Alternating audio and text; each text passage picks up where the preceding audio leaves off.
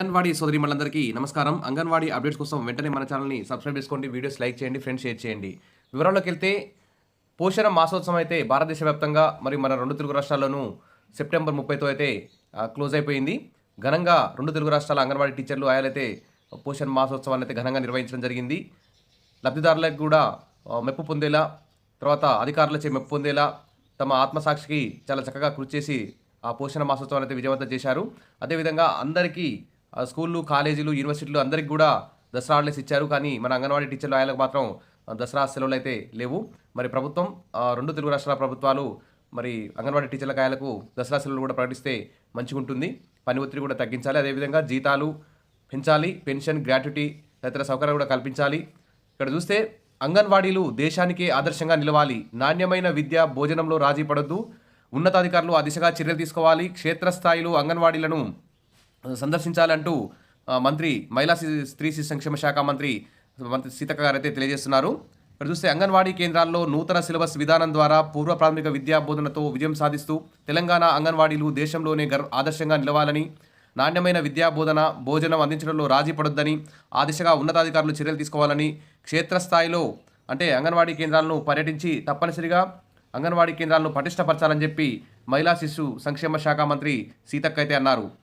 సోమవారం కరీంనగర్ జిల్లాలో ఆమె అంగన్వాడీ కేంద్రాలను సందర్శించి పోషణ ఆరోగ్య జాతరలో పాల్గొన్నారు. తర్వాత గ్రామీణాభివృద్ధి శాఖ అధికారులతో సమీక్షా సమావేశం కూడా నిర్వహించడం జరిగింది.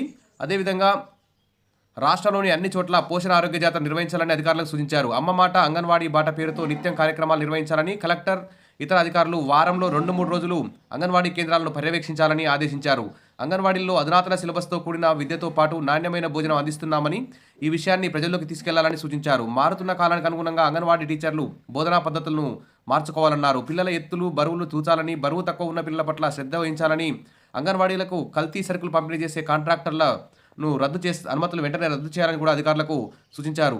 ఈ సందర్భంగా జిల్లాలో అమలు చేసిన అంగన్వాడీ కేంద్రాల పెయింటింగ్స్, నూతన ప్రాథమిక విద్యా విధానం గురించి పవర్ పాయింట్ ప్రజెంటేషన్ అయితే చేయడం జరిగింది. అదేవిధంగా ఇంకో న్యూస్ పేపర్లో చూస్తే అంగన్వాడీలు దేశానికి ఆదర్శం, క్షేత్రస్థాయిలో సందర్శించాలి, నాణ్యమైన విద్యా బోధనలో రాజీ పడొద్దంటూ కూడా న్యూస్ అయితే రావడం జరిగింది. అధికారులు ప్రతి వారంలో 2-3 రోజులు అంగన్వాడీ కేంద్రాలను సందర్శించాలని చెప్పడం జరిగింది. అదేవిధంగా అంగన్వాడీ కేంద్రాల పరిసరాలు పరిశుభ్రంగా ఉంచాలన్నారు. విధుల పట్ల అంగన్వాడీ టీచర్లు, ఆయాలు అలసత్వం వహిస్తే ఉపేక్షించేది లేదన్నారు. ఉన్నతాధికారులు అంగన్వాడీ కేంద్రాల్లో ఆకస్మిక తనిఖీలు చేయాలని ఆదేశించారు.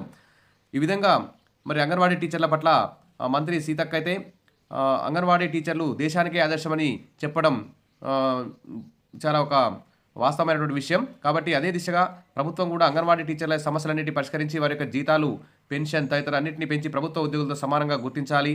అప్పుడే మరి అంగన్వాడీ టీచర్లు నిజంగా దేశానికి ఆదర్శంగా నిలుస్తారు. అంగన్వాడీ వ్యవస్థను కూడా అభివృద్ధిలోకి తీసుకొస్తారు. చిన్నారులకి నాణ్యమైన విద్యని, నాణ్యమైన పోషకాలను అందించడంలో అంగన్వాడీ టీచర్లు ముందుంటారని కోరుకుంటూ విష్ ఆల్ ద బెస్ట్. మరిన్ని అప్డేట్స్ కోసం మన ఛానల్ని ఫాలో అవుతుండండి. Thank you.